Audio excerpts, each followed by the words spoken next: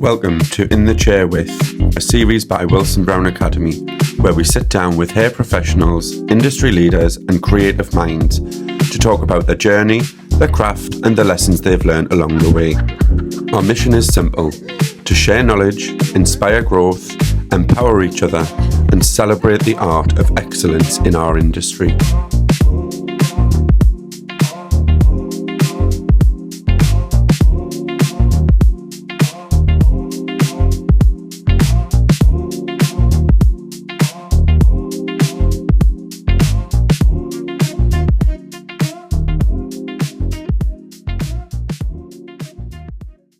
So for anybody that doesn't know who you are, tell us a little bit about you and your journey in the industry. Right, so I'm Nicola. I've been in hairdressing 29 years since I left school. I got my first salon when I was 19. Had my kids at 31, took a step back, rented chairs, went mobile for a bit, and then COVID happened. And then after COVID, I opened Della Rose. There for 5 years, and then here we are. Fab. So was hairdressing always going to be the path for you? Is it something that you always knew you were going to do? I kind of fell into it, Right. like when the careers officers used to come into school. Yes. And I wasn't really listening, and they were like, what would you do if you went to college? And I put down hair and beauty, and that's how I fell into it. Right. Other than that, I wanted to be a forensic investigator. So totally different to what we do now then, yeah. Wow. But it just didn't happen. And well, it was, after your 6 weeks holidays at school. Yeah. And my mum was like, well, are you not supposed to be doing anything? And I was like, oh, I don't know. And I rang the college and they were like, you were supposed to be here 2 days ago. And I was like, all right. And then I went and here we are. Here we are, like, is it 29 years now? 29 years, Wow. yes. It's like a lifetime commitment, that, isn't it? Isn't it? It's a huge thing. So well done on that. I don't even feel 29. No. Nor do I. So what is it that drew you to the industry? What is it that sort of attracted you to it? I know you said that it was sort of natural, that was, just sort of fell into it and it happened. But was there something that you thought, I'm quite interested in that, I want to give that a go, or? You know what it is? Once I started the college, then I was fixated in everything. Like, I wanted to learn, I was eager to learn. I was a little bit of a rebel and I talked a bit much and things like that, as you do. So I actually got moved into an adults class, like a mature class. Right. Which was great, because I got on with them great. Yeah, better fitted in there. Yeah. And I think I brought out the young in them, so it was great. But yeah, from there, I just wanted to learn and going to Blackpool, doing competitions with the college and things like that. It was all great and I loved that aspect of it, But it's grown massively from then to now. Yeah, I mean, just before we put the cameras on, we were just saying how different of an industry it is now to what it was when we qualified, you know. Social media and things like that that didn't exist, and you didn't have to do that. You done your good quality haircut. Your client loved it in a way, she went and she told all her mates. Yeah. And that was where it stopped. Word of mouth. Whereas now, it's a completely different industry, isn't it? Yeah. You've got to keep your fingers in the pies these days. All the time. It changes all the time as well, doesn't it? You watch some of these, and social media is good for that, I suppose. Mm-hmm. It's a really good thing for us to, draw a bit of inspiration from, look what other people are doing and things. So it definitely has a place. Yeah. So at what point did hairdressing change for you when it was no longer a job and it became your career? Did you have that turning point? Because I was so young when I got my first salon, it was instantly, it was like, I had to, it wasn't like, I couldn't let anyone down, I had to be there, I had to learn quickly, Like, I was the backbone then of that little salon, and without us realising it at the time, because you're young and you're naive, it was a big position to have at just 19 years old. And now when I look back, I'm like, If I could go back, would I do it? I don't know, probably not. I think I'm more fearful now, you know. Do you? Yeah, I think as we mature in our careers, I think you do get that fear a little bit, don't you? But Yeah. to be 19-year-old and take such a leap of opening your own business, you know, freshly qualified, still with a lot to learn, I suppose. Like, that's a huge Loads to learn. commitment. I mean, here 29 years on, and I'm still learning. Yeah. You know, and I think that's very important. You still need to be open to ideas. There's never a limit where you think, right, I'm done and I know everything. There should be, Yeah. because there's always new techniques and you've always got to want to learn and keep up with the times, really. It's what keeps you relevant in your industry. It keeps the clients coming back, doesn't it? When you're on top of these new sort of technologies that are coming out, new products, new techniques. Some of the techniques are, you know, recycled techniques. You know, we'll do a lot of balayage and things now, and essentially it's foiling without the foil. In a nutshell, I mean, there's a lot more to it than that. But it is sort of, you know, these techniques are recycled and repurposed on there. So education is definitely something that I think a lot of salons should focus more on, and things to just keep up and to be relevant. Yeah. Because that's a hard thing in our industry, isn't it? Is to stay relevant. Yeah. So what was it that made you fall in love with the job? You know, was it the client? Was it the science behind it all? Was it the running a business and having that freedom? I use the word freedom loosely. If I'm honest, right, it's been my clients. Like, just the relationships you build with them, you know, the stories you say, you share. Like, you see that family's grown, you grow with the kids, you have kids, they grow, and it's just a lovely relationship to have. And even if that client's just in your life for, I don't know, 2-3 years, it doesn't matter, you know, it all counts. You've both had an impact on each other's life at some point, haven't you? Absolutely. You know, it goes more than just being a transactional sort of, you pay for the service, I provide the service. Yeah. And it's a lot deeper than that, I think, when even with them temporary clients that do move on, you've still built up that relationship. And of course. So that's a really important point, isn't it? To build that into your careers, building those relationships, not only with clients, but with other professionals. And I mean, I would never say we were competition to each other, but we were neighbours, you know, our salons were on the same street and things like that. And, you know, but I never looked at that as competition. Other salons probably would have looked at it as competition, but we were neighbours, we were doing different things. For the same cause. And there's plenty of people for everybody. Oh, definitely, you know, especially in our little town. I mean, there's a hairdresser on every corner. Yeah, there and is. In the middle and on the end, you know. But there's still enough to go around for us all to run with successful businesses and thrive and things like that. So what do you think shaped you most in your early career? Was there a specific lesson you learned very quickly, or? No, not early in my career. I think it's more later on. I think as a hairdresser as well, you've just got to focus on you and what you're doing, you know. And it's a lesson learned. I think it's the older you are, the wiser you are.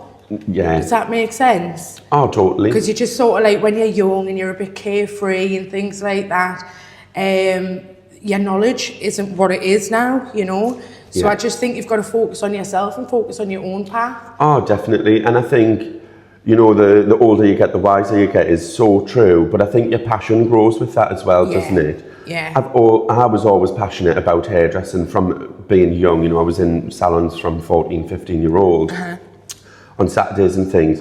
But I don't think I realised what passion was then. It was enjoyment then. Yeah, it was fun. It was a laugh. It was the atmosphere. They're going out on weekends with all the staff and things like that. Coming in on a Saturday morning, you'd had no sleep and whatever else. It was all fun and games, you know. But and I think over the years, that passion, that fun turns into a passion for the job, doesn't it? It really does. So, you've experienced a few different sides of the industry. What made you want to open up your own space, and especially being so young then? Well, you know what? It wasn't really me. It was my dad, and he was like, because he's had businesses, and he was like, right, once you're qualified. I mean, my dad didn't have a clue about it. You know what I mean? He could make a mean mince and dumplings and that, but he hadn't a clue about hay.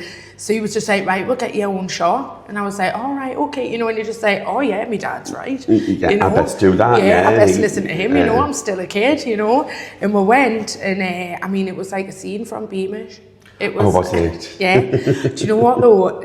Can you remember like the settees with the hood dryers? Yes. There was all that there. I wish I still had them. Yeah, because they're like so trendy now, aren't they? Yeah. And I thought, right, come on then, let's go. And from there, it was just brilliant. And my first client was little Mrs. Shipley, and she was 94. Wow. And I know, and she came up on Tuesday morning. It was Pensioners' Day, because we used to have Pensioners' Day back then.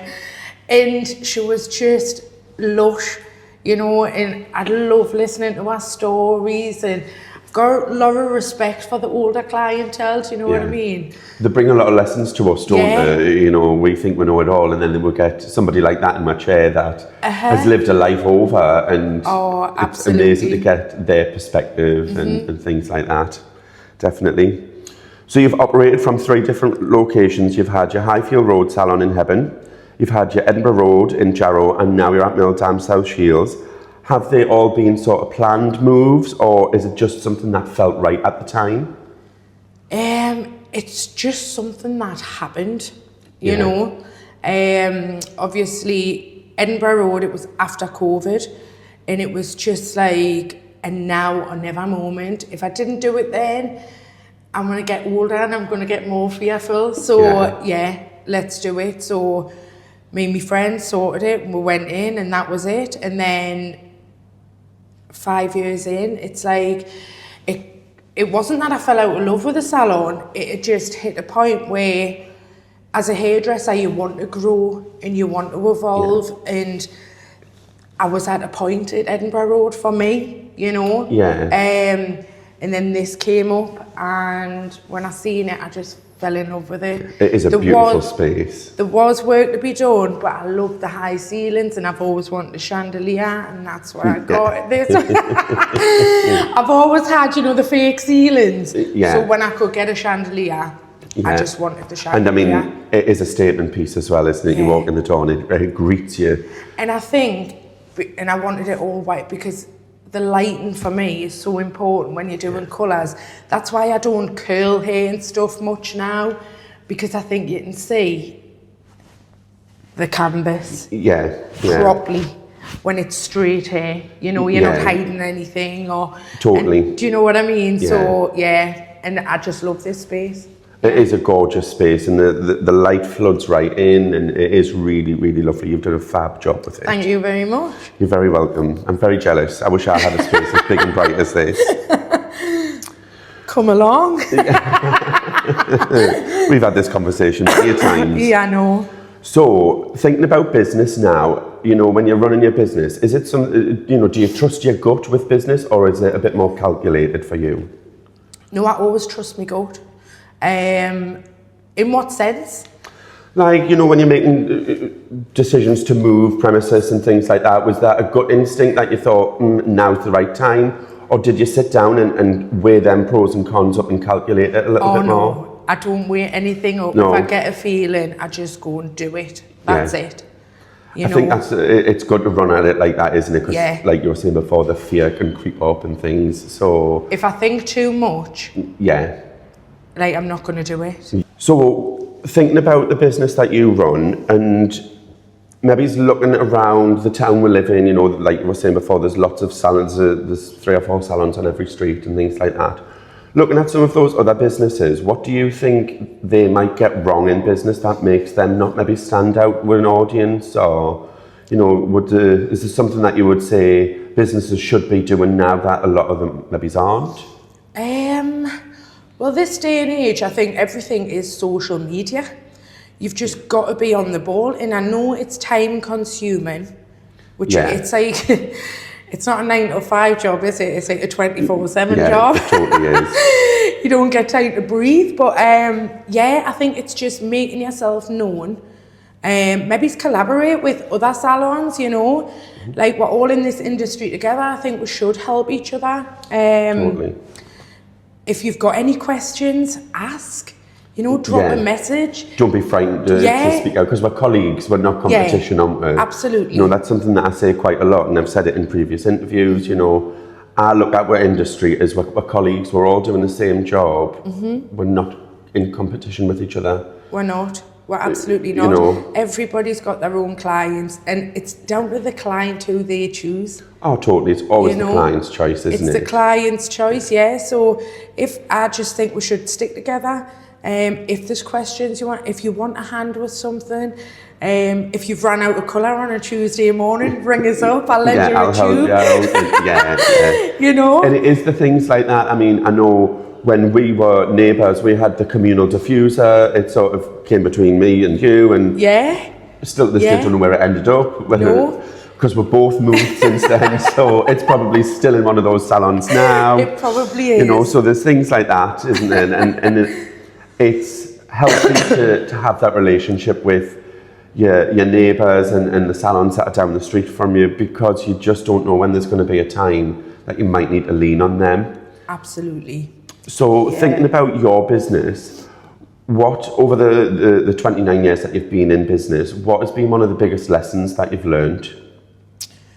Biggest lessons that I've learned, that I need to take time for yourself. Like you need, because it's not, you do try and build a business, you know, so you're there all the time, and if you're not there, you're thinking about it. If you're not thinking about it, you're on social media doing it, you know, and it's finding a balance that suits you. Yeah, You know, it's balance is really hard, isn't really, it? it's hard, but it's really important. There's a buzzword in the industry at the minute, and that's burnout. And I think everybody needs to learn that balance to avoid the burnout, don't they? Yeah. So was there something that you've done to help you get a better balance, or is there something that you're still working on now? It's definitely something I'm still working on. Yeah. But another lesson as well, like learn to say no. Yeah. You know, like you haven't got to be a yes hairdresser. You're not a magician. Yeah. Like we don't own a wand.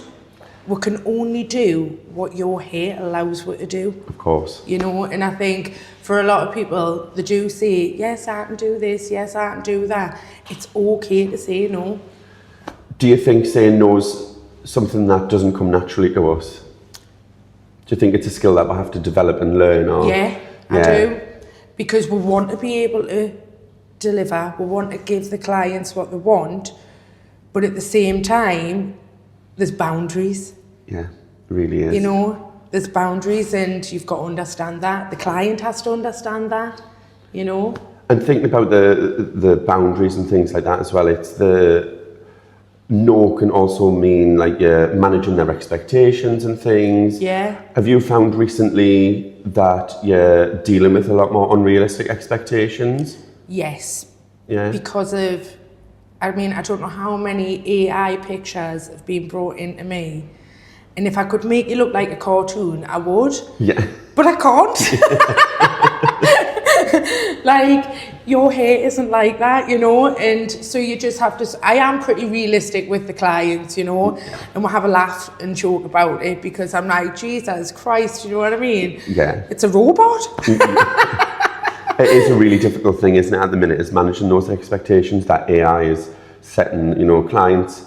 I have a client and I quite like what she does. So she puts a selfie in and she asks it to change her colour and things like that. Yeah. And she brings it along for inspiration, but she's very good at saying, this isn't what I want, this is what I would like to maybe look at. Exploring, is it achievable? Yeah. So she's very good at understanding the reality of it, but then you do get some clients that bring in. Don't get us wrong, it's great for inspiration, Yeah. right? But it's not going to look like that. Yeah, you're never going to create a carbon copy of and that. I know that sometimes when a client's looking at that AI, because it's so polished, they're like, oh my God, I want my hair like that. Well, so do I. But yeah, we can do them colours and use it as inspiration. It's our future, isn't it, you know? Oh, yeah. So it is a lot more technical and robot-y, you know? But it isn't going to look like that. Yeah, That's what we and need it's to know, being realistic unrealistic, and having yeah. those conversations with the client and explaining to them that actually that isn't achievable, or you know, it's going to be a work in progress, so we're not going to let you walk out the door with that today because, you know, you'll be taking it home in a little jiffy bag, there'll be nothing left and things like that. So it is really difficult to manage those expectations, isn't it? So how do you balance run your business and then still being, you know, on the floor behind your chair? It takes a lot of hours. Yeah, it really does. It does. I mean, even just getting the towels washed and going for like stock, like your teas, your coffees, and so our days off aren't really days off because we're always preparing for the next week in the salon, you know. Yeah. So my house is like a laundrette on a Sunday and Monday. Yeah. By the time I've done all the towels and the gowns and things, and Mondays wholesalers and all of that, it never ends, does it? No, it doesn't. It doesn't. So it is hard work, and it's not for the faint-hearted. No, it's definitely not. Have you got a coping mechanism then that helps you deal with sort of, you know, because essentially you're doing the two jobs, aren't you? Yeah. You're working the shop floor to earn the income and generate the revenue, but then you're also behind the scenes, you're running your business. Yeah. Is there something like, have you got a coping mechanism for that? Do you dedicate a day to it, or do you just sort of chip away as and when? You know what? Like, I just chip away as and when, because I just fit it in where I've got a few hours or a bit of time, you know. Maybe I should get a little bit more organised and be like, but, you know, every day is different. I never know what the hell's going to happen. Yeah, every day is so different. It's just a surprise every morning when I get up, so... Yeah, what jobs are going to appear on the list? Yeah, so I just cope with it best I can. Yeah. I It would is really honestly say, difficult. Sometimes I just wing life. Yeah, I think you we know, all do a bit of all that, don't we? We'll wing it a little bit. Totally. And I think anybody that says there doesn't is telling a fib, really, on the... Well, if anyone's got any advice on having your shit together, yeah. drop us a message. So, just off the back of that, you know, working the dual role, do you ever feel like you're being pulled in different directions? Or are you quite good at sort of thinking, right, I've got this as my job now, I'm going to go to that later? Or do you sometimes get to the point where, you know, your colour's rinsing off and you're thinking, right, I've got to do this and I've got to do that, and you get a bit scatterbrained with it? No, I used to. I used to run a column that was a crazy, like, 90s column. Do you get what I mean? Yeah. So it was like... somebody in every 20 minutes. Yes. Like, yeah. Like, what was that all about? You know? If I could have had them sitting in the street, they'd be sitting in the street, you know? But that has calmed down massively. So, because of the system as well, because people book online now, if it depends what they're booking in, but the system will, I don't know, say an hour for a set of files, so it books that in. Yes, right? it doesn't allow you to overlap. Yes, right. So I'm much more organised that way, and I like it because it gives us more time with the client, you know. So, and because generally now everybody's having big jobs. Yeah. A lot. Gone are the days of a little tea section or a little root touch up. And and I do advise them, like, you should really only be having your balayage once every 6 months to a year. Yeah. Have it topped up in between rather than the full. Just a little face frame and like a little pattern on top. And it saves the hair, you know? You don't need to be having the whole lot all the time. And that's what we're there. We're there for hair health, you know? That has to be first and foremost, doesn't it? Absolutely, yeah. You know, you could do a cracking job, but if you fried the life out of it, once you walk out the door, it's never going to look good. No. And your name's attached to that, isn't it? Exactly. So you've got to be realistic with what you're doing and what work you're putting out. And I think, you know, as much as, you know, I've said before, we're colleagues in the industry, you still do have that narrative where people do pick apart your work and things like that. You know, you see a lot of hate comments online, and it's not always from hairdressers, you know, sometimes it's just Joe Blogs as being a bit of a troll online and things like that. So you have to be cautious and conscious of putting that work out as well, don't you? Yeah. So, just again, very similar to what we've just said about the way you're working and booking your things, Has that evolved over time then? I know you said, you know, previously you used to run a very 90s looking column and now it's very different. What way has that changed for you? How does your day look now? My day, I mean, it's like, it's just so much more, I'm saying it's more calm, we're still busy. Yeah. But it's a lot calmer than what it was. So I'll get in at 9:30 on the morning and that's when my day starts. And then I'll do about 4 colours a day. Yeah, so you're not sort of rammed busy to the point where, you know, you've got 6 colours on the go all due off within 20 minutes of each other. I wouldn't do that to myself anymore. Nah. I just wouldn't do that to myself anymore. Don't get it wrong. In between these colours, I'll have cut and blow dries, whatever, you know. But I want to still enjoy my job. Yeah, you don't want to be rushed off your feet and ran into the ground almost. Yeah. And again, it goes back to burnout and things. I think when we were running those very 90s columns, we were going home drained and having to come back and do it all again the next day. I'm laughing thinking about it because I'm like, how the hell did we go? It is mental, isn't it? You know, but we just sort of got on with it. I think, you know, when we were younger and we were training and, you know, you're working in the salons and you're assistant, you were pulled from pillar to post, you know, you'd bite a sandwich while you're mixing the stylist's colour, brush up your backside as you're rinsing the colour off, like it just never ended. So I think we were sort of almost institutionalised as to this is what the job looks like and this is how we have to work. Yeah, so for us transitioning and learning a different pattern, it's hard, it's been difficult, pulling yourself out when you've done something and you've got them habits of this, that and the other. And I mean, my juniors, bless them, they'll just hear, Hannah, Hannah. Must get sick of hearing me, you know. But I think it's because it's built into me still. Yeah. Do you know, I think though, because we were busy juniors and busy assistants, I think we can then pass that on to the next generation of learners and hairdressers because it gives us discipline. And I think, you know, personally, I think there's a lot of salons don't have that discipline now and that work ethic and things. So, you know, instilling that in the next generation isn't always a bad thing. No, it's not. I mean, really not. We were running to the ground and we wouldn't repeat them same mistakes for the poor kids now. But it's not a bad thing for them to be busy. Yeah. Especially in the world with distractions, you know, phones and all of that. It's good that they're kept on their toes a little bit. They learn that, the discipline in their craft. So then when they do end up on the shop floor and they transition through their career, they've built that discipline in from an early sort of stage in their jobs, haven't they? Totally agree.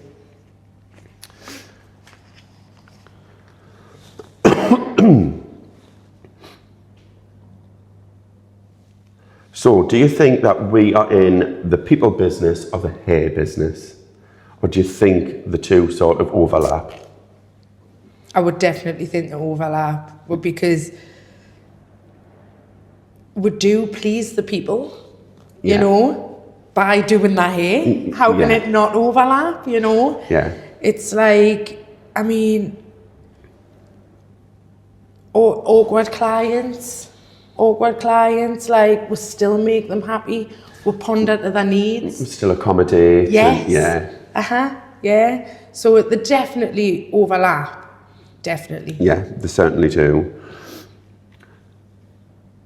What do you think that clients of your business would say is the reason that they choose to come to you, to come to Della Rose? Oh God, I don't know. Like, do you think it's like, is there something that you do that maybe draws them in? Do you think it's the space because it's so beautiful and bright and airy? Have you got like a signature drink or something? Or is it the products you choose? Well, possibly. Is it the crack? I hope it's the crack and I hope it's for me. I mean, I do use gorgeous products as well, but yeah, I do think it's the crack, if I'm honest. Yeah. Yeah, I think so. I'm the leave with fantastic hair. Of course. I'm going to say that with confidence. Good, and it's good that you can say it with confidence and have that confidence in your work. But I do think clients buy into the person before they buy into the service, don't they? So Yeah. if you gel with that client from the off, they're going to invest in you. Yeah.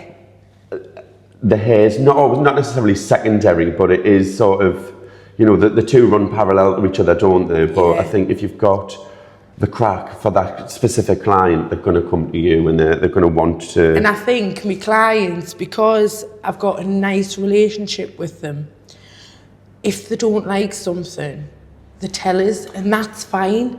Yeah. Don't sit in the chair and be uncomfortable. That's our 50-50 relationship, you know. Yeah, it has to be give and take. I'll do my input. They give me their feedback, you know, and if they don't like something, that's fine. I'm not going to be offended. You know, if it's wrong, we'll fix it. Because we all make mistakes, we're only human. Of course. And it goes down to communication as well. You know, maybe you've picked up what they've put down in the wrong way and things like that. You know, they might not have fully explained what they've wanted, or we might have missed a question or two off our consultation that we could have probably asked to get a bit more from them. Yeah. So it's really good to have that relationship, isn't it? You know I say to my clients, any issues, come and see us. It's not a problem. You know, I won't be offended that if I've done something that they've gone home and tried to recreate themselves and thought, this just isn't quite right, or, you know, come and see me and have that conversation. Yeah. I'm going to put it right. Of course. I'm not going to leave you with something you don't like, or, you know, within reason, of course, you know. This doesn't mean you're getting two hairstyles in a week. Yeah, exactly that. It has to be legitimate, and, you know, there is people that'll try their luck and things like that, and it's reading those people and understanding it, and, you know, I don't want that type of client. Yeah. If the client's out to get us and she's gone to the salon down the road and had a refund or a redo there, and she's come up to me and she's trying the same tricks again, I don't want that client. No. And I think we're very good at spotting them a mile off now. Yes. When I was younger, it was bums on seats, money in the till. Yeah. But those are the clients that cost you the money. Of course they are. And we can't please everybody. We can't. No. So do you think clients expect more from us now than what they ever did? Yes, I do. Again, unrealistic pictures, they see something online, something that's not real. Filters, you know. Filters are, I mean, I had one client come in, she wanted, you know, the black and the platinum hair, right? It was a black and white photo that you brought in, right? So, I'm like, it's a black and white photo, and, you know, it's not possible. With it's and it'll look like that if it is possible once. You know? Yeah, because redoing that, it's never going to be if you're having a black root, you're going to end up with a band of warmth. Yeah. You know? So, if your hair's platinum and you just want a black root blend or whatever, then for that one time, it'll look great. Yeah. But then after that, you know, again, it's dealing with those expectations, isn't it? Yeah. And explaining to the client the problem it's going to create down the line. It'll look great when you leave today and it'll be exactly what you want.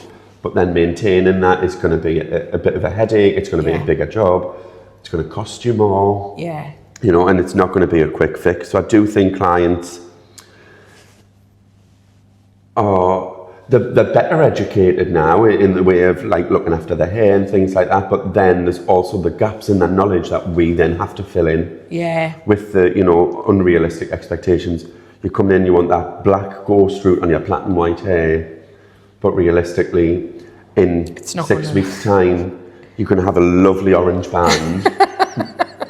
And what do you want me to do about that? You know, there's only so much we can actually do. Yeah. So what do you think makes somebody stay with a hairdresser? You know, think about some of the clients that you've had. Confidence. Confidence. I definitely think it's confident. If, and what's the word I'm looking for? Confidence, when a client's comfortable. Well, comfortable, when they're comfortable. Like content because you do get clients come in and they're nervous, especially if they've never been before. You've got this person who's dealing with your hair and you don't know what it's going to turn out like, you know, and they don't know me. But I hope that I put them at ease, you know, and I think that's where if you've got their attention, and I always ask questions all the way, I'm like, are you all right? Are you happy with that? Yeah. You know, just to assure them that I'm there to help. And you're looking after them. Yeah, so. And do you think that's something that builds loyalty when you're reassuring that client throughout the process? And yeah, it's trust. That's what it's when they trust you. And I think that's really important. And again, if you've got a good rapport with your clients, that'll always happen, and there will be a returning client. And if somebody's had a hair disaster and you fixed it, it's like they never forget that. They're grateful for it, aren't they? Yeah. It's like you help them when they felt at their worst, you know, because hair, people say it's just hair. No, it's not. You know, it's your confidence, your appearance. If your hair is a mess, well, you know yourself, well, even if you don't wash your hair, you can feel a bit minging. Yeah. Do you know what I mean? So if your hair's a mess, you feel a mess. Yeah, you do. So I think it's so important, not just for you, like, well, yeah, it is, you know, it is for you. So to play devil's advocate a little bit on the subject of loyalty, do you think it's always a two-way street, or do you think sometimes the loyalty isn't always given back to you? You know, we're always loyal to our clients. Every client that comes through the door, we're loyal to those. Yeah. But there's not always that same in return. Yeah, you're right. But I think obviously we're all right as people, right? So, and I think as a human, no matter who you are, well, it's for me anyways, I just think you think everybody's like yourself. Yeah. Right? So if you've got good intentions, you just think everybody else has, you know? And then if something bad happens or something happens and it's a little bit unsettling, it's gutting. It is. You know, you think, like, I can't believe that's happened, or they've been funny with us for that, or blocked us for this or that, you know? It's like, it hurts me feelings if something's unsettled, you know? I'm just being honest, I suppose. Like, but it goes back to, communicating, the client communicating with you rather than, but the world we live in now, it's too easy to just go block. Isn't it? And really, but I think have it's that rude. Conversation. Oh, definitely. It's just rude. Like, just block. It's like, what? Yeah. No explanation, nothing. Communication, nothing. Nah. It's just bloody rude. It really is. Bouncing off the back of that then, the industry, you know, because we've worked in it so long, it really can take a lot from you. Is there something that the industry's taken from you? You know, has it cost you relationships? Has it cost you... Oh, yeah. Yeah. Absolutely, yeah. I mean, it's people who you think are you going to be your lifelong friends. I don't know if you're the same. And then, just like that, they're gone. Yeah. You don't speak again. And it's like, wow. But then, because I do a lot of meditation and that with me lovely Maria, and it's like the universe heard conversations you didn't hear and removed them away. Yeah. That's the way I look at it. Yeah. I'm a firm believer in everything happens for a reason, whether the reason's apparent to you or not. So, thinking about that, have you ever had a moment where you've thought, this is it, or I'm going to step back, or I'm moving away from here, or has it always been a sort of a staple that's kept you going? When I rented a chair, and I only done 3 days, I mean, at the time, my kids were little, and it was bloody brilliant. I'm not going to lie, it was brilliant. I could go on holiday with not a care in the world. I knew the salon was still open. Yeah, and it wasn't still your running, responsibility. And it's not my responsibility, So doing them 3 days every week was just great. I was a lady who went for lunch. And I went on holiday with no worries. And now, you don't shut off when you've got a business. There's not a cut-off point, is there? No. It is constant. You go on holiday, you'll ring to make sure everything's okay. Yeah. Although you're saying you're switching your messages off, you don't. It never does. Nah, it doesn't. You know, I'm lucky I can maybe do a day, and then after the day, you're itching. Yeah, and The polls there. this I'll just and- check it. Yeah. Yeah. So I totally get it. I mean, part of my career, I was working over in Hong Kong, and I think daily I was in contact with either somebody that worked for us at the time, or, you know, I was in partnership with my mum. So we were very much in communication. So as much as I was half a world away, I was still very much involved in what was going on back in the UK and things. So it never leaves you, I think, when you run a business. Well, there you are. It is difficult. Has your idea of success changed over the years? So thinking about what you thought success was when you were younger to what it is now. Yeah. Yeah. It really has. I mean, being successful years ago was your busy salon, you know. But again, it was word of mouth. Or maybe it's a little advert in the local gazette, you know. Yeah.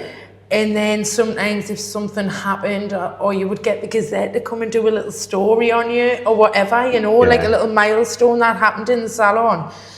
But now it's like, it's social media successful. Yes. It really is. Like, oh, I mean, I was in the doctor's and the nurse was like, yeah, watch your videos. Yeah. And I think I gave one of the nurses a hair consultation while I was there, you know. So people recognise you on a wider scale, you know. Yeah. So the little salon that was never heard about, and it was just heard about in your local area, but it was a busy salon, it was successful, it was great. But now it's on a bigger scale. It's about the products you use, it's about the education you're having. Yeah. It's like keeping your fingers in all the pies, basically, isn't it? Oh, definitely. So, you know, when you were younger and, you know, at 19, you opened your salon, which is a success in itself. Mm-hmm. What was your goal then? What was success for you then? God, honestly, just to get me a bit of money to go out on a weekend. Yeah, that's a busy week. Enough to go out and party on a Saturday night. Saturday, Sunday. Yeah, that was success. Come in Monday. And probably get a nicer car, something like that. I was just young. Do you know what I mean? I wouldn't really necessarily say I had massive goals. And at one point, I wanted to work on the cruise ships. Am I glad it didn't happen? Probably, because then I wouldn't be. My life would have been different. Yeah, that's something that I always wanted to do and never really explored. And then when I was teaching in colleges and things, you know, I would take the kids to the seminars and stuff, and every time I was like, oh, I wish I had done that, I wish I had done that. But yeah, I agree, you know, had we have done that, what direction would we have went in now? I know, and I think, I mean, looking back, I think everyone else on the cruise liners has got the life of Riley, but the hairdressers, oh, you work like a dog, aren't you? Yeah, you work to the bone. And it's like, and you live off your tips. Yeah. You know? Yeah. So, I don't think it gives you the opportunity to... Yeah, and that's absolutely fine. I'll just have to go on holiday more to travel. I don't think it gives you worldly experience, but I don't think it gives you a career projection unless the cruise ships are going to be your career. Yeah.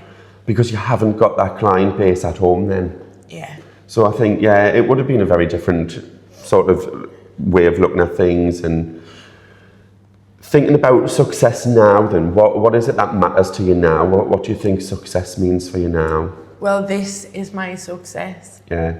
This is it, you know. I'm dead happy. I've got my business and I've got my family, I've got my friends, and I've got my lovely clients as well, and my lovely team in here, you know. And I think this is it. Yeah. You know, I mean, what more could I want? I've got my health, you know, and everybody around us is happy and lovely, and you know, that sounds so cliche, but it's the truth. Like, where else am I going to go from here? I'm in my hometown. Yeah. You know, even if I upped sticks and went somewhere, like, where would I go? I wouldn't know anybody. Yeah. You know? Essentially, it'd be starting afresh, wouldn't it? Starting afresh, yeah. And I've worked so hard to get this. So this is my dream. That's it. I mean, 29 years in the industry is a huge commitment. But then when you look at the space that it's created from 29 years of graft, that is success, isn't it? You look around and you think, yeah, this is it. I've made it now. And some people are dead lucky and it happens earlier for them. But I think for the younger generation, they just want to come in and be a stylist straight away. Yeah. And you've got to work hard. It's that old saying, isn't it? Rome wasn't built in a day. Rome wasn't built in a day. Yeah. And God, I wish for everyone that it would just happen like that, you know. Oh, yeah. But it's not realistic. And I think people have got an illusion, it's like they're disillusioned, Yeah. you know, about what can be.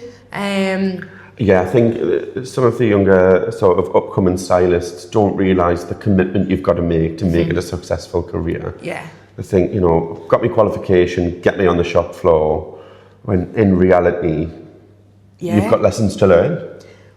Well, if they did put them on the shop floor and nobody else in the room and just sent in client after, would they know Yeah, what are they they were equipped doing? enough to deal with all Yeah. of that? Yeah, because it's a lot of pressure. Of course it is, and You I know- think that's what you've got to know. Oh, The definitely, knowledge. definitely. So it's not really what to do, it's the knowledge behind it. That's Yeah. what you've got to learn. Which comes with experience. Yeah. So what is it that keeps you motivated then? Well, you know, you come to work, what's your get up and go, other than your client base, which is, you know, fab. It's just, no day is the same. Yeah, Every day is different. You know, some jobs, it's Groundhog Day, you go in, you just never know what's going to happen that day. Or what transformation they want, you know? It's Yeah. like, I mean, obviously if they come in on the day and we haven't discussed it, it might not be possible that day because of timing and things like that, but no day is the same. So, like I say, every day is a surprise. Yeah. It's exciting. it is. But it I really is. personally think we've got the best job in the world. Oh, I say that almost daily, you know. Don't get us wrong, it's hard work, but it really is the best job in the world. It is. You know, you make people look at themselves from a completely different perspective, you give them confidence and everything else. When they come in and they're like, hey, I've been dragged through a bush and hey, God, I feel crap. And they leave with confidence and you're like, you can see it in them, the smile on their face, and that's a lovely feeling to make somebody really feel is. like that. And I think we stay with our clients through all of life's ups and downs as well, don't we? So it really makes it personal. Yeah. When you do something, you know, just one small little compliment you give them makes their whole day, makes their week sometimes, and yeah. And do you know what though? Sometimes we need them as much as we need. They'll come in and give us a compliment or Yeah. and say, hey God, because we're human too. Yeah. And although we come in and put on our show, you know, Yeah. we come to work and as soon as the clock hits 9:30, show's on. Yeah. That's it. But we're human, sometimes we have our bad days and, Oh, totally. you know, and I think people need to understand that as well. Yeah, and I think, you know, I'm very guilty of, not with all of my clients, but there's clients that I've built up a relationship with now that I do overshare with and things like that. Of course and, you do. You know, They love it. Well, that They was like just what to I was know going to say, about yeah, you. that they thrive off that. And it's just as beneficial for us to have those clients that you can go, you know what it is? At the weekend, he really pissed us off and he's done this, and you know, and things like that. I've had a really shit day. Yeah. Yeah, and we're human. Yeah, You know, and it's putting of that course. human element in it, because I think a lot of the time, you're right, it is. You come out that staff room and this is your stage, it's show time. Yeah. So it is nice that we can then also get that from our clients where, Yeah. you know, there's one you've done for 20 years, she's in your chair, she knows, you know everything about her, she knows everything about you. And she'll go, are you all right? Yeah, exactly that. She'll give you the look through the mirror and you just know that she's your safe space Yeah. as well as you're hers. Exactly.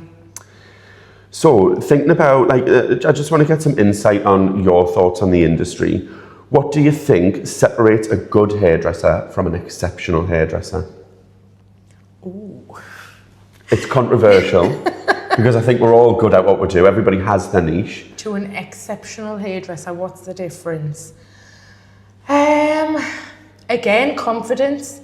You know, we're all good, but it's someone with that little bit more confidence who will push boundaries, you know, who test things to the limits, you know, who's not afraid to do things, you know, because in the reality, what goes on in that mixing room, you know, it's like a little lab in there. So if you need a little bit of this or a little bit of that, there's no rules. Don't stick to the rules. You know, just because you were taught this doesn't mean it was right. We're artists at the end of the day. It's an art form, isn't it? We're creating art almost. So yes, you're right. We are all good at our craft. But don't be frightened to push them boundaries and test a little bit of this and a little bit of that. You know, I felt like doing that dance there. With a little bit. Hey, I'll not shake me bum at the end. So, what do you think our industry needs more of? What are we not doing enough of? Helping each other. Support. Support. You know, like we said earlier on, I think people just think it's competition. It's not, you know. We can all come together, share our knowledge, you know, share what we know. Everyone's got their own way of doing things. And again, 100%. Like we said, the client's going to choose. It's not a competition.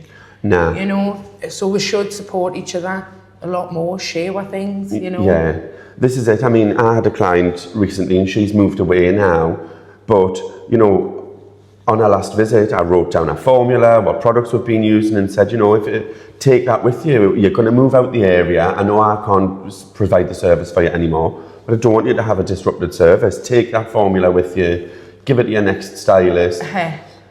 I would love if somebody came in, you know, just moved to the area and my old hairdressers give us this. Great, I know exactly what direction we're going in here.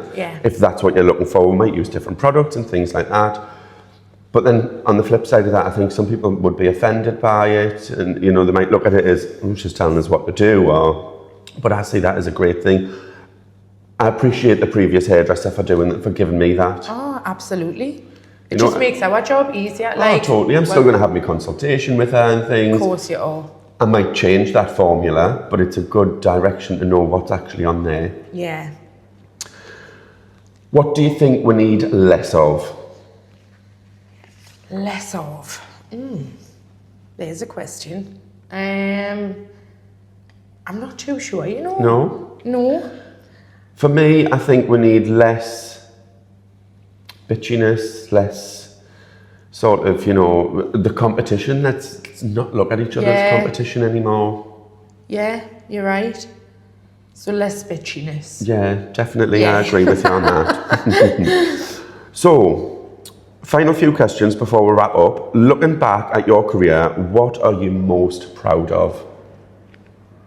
Just at how far I've come. The progress you've made. I mean, even now, like, I still have like pinch me moments, do you know what I mean? Like, wow. And I'm just so grateful for where we are today. So, Fab. And what has been the biggest challenge that you've had to overcome throughout, you know, thinking about opening it up at 19 to where we are now and that full journey in between? My biggest challenge? I suppose getting, not just this salon, last salon as well, because after COVID, it was just getting everything ready, you know, and preparing for that rush, because nobody had their hairs cut or dyed or whatever, and I never seen my family for months. Because we're, you know, work in a completely different way, and PPE, the visors and things. I mean, that visor, I don't know how many times I swore it in the staff room and things. So that is social definitely a big challenge. distancing, clients not being able to be next to each other, and it was just a nightmare. But I mean, and it was the long hours, although it was good and busy, and we loved that because we hadn't worked for years. So we loved it, but at the same time, it was exhausting. And so, I mean, I don't know about yourself, we weren't getting in till 10 o'clock at night and doing the same again the next day. And that was hard work. Shifts for staff to make sure it wasn't too busy and all of that. It really was, from an owner's perspective, it was difficult. Having the sanitizer, bloody capes for different ones, disposable this, disposable that. It was just ridiculous. Yeah. And now looking back, would you do it again? Oh, nah. We wouldn't say no way. Do you know what? I mean, I would work in a different way and I'd be respectful and you know, clients are always going to have the choice, but I'd still be going to work. Yeah. I'd just be safe. I was safe in the way we work anyways, but it'd just make some little adaptations. I'd still be going to work. Yeah. If Boris can still party, we can still go to work. So, if you could go back to your early career, what advice would you give yourself and what would you have done differently? What advice would I give myself? Don't be so hard on yourself. And what would I do differently? I don't think I'd do anything differently. No? Nah. Because it's whatever I've done, it's shaped us as a person and who I am today. Even the mistakes I made, you make them for a reason. You learn off the back of them, don't you? Yeah. So, I think it has just, God, it hasn't been bloody perfect. I'm not saying that. Yeah. But I think if I changed anything, I wouldn't be where I am. So, I'm just dead grateful. Fab. And then one last question before we wrap up. What advice would you give anybody that's just starting in their career now? Just listen and get education. Yeah. Get as much knowledge as you can behind you, because you can never have too much, you know? Yeah. But I think education's a big thing, isn't it? It's a massive thing, and don't overstimulate yourself with education. Make sure you understand one bit before moving on to another. Yeah. So listening to your talk you can really feel the industry that you've worked in. It's been a life commitment. So thank you for being so open and thank you giving us your time today to come along for this interview. It really has been fab. So thank you very much. And thank you. And now we're going to have a scrap over these Malabars. If you would like to be featured in our interview series, please reach out. You can contact us on any of our social platforms or email us at wilsonbrownacademy@hotmail.com.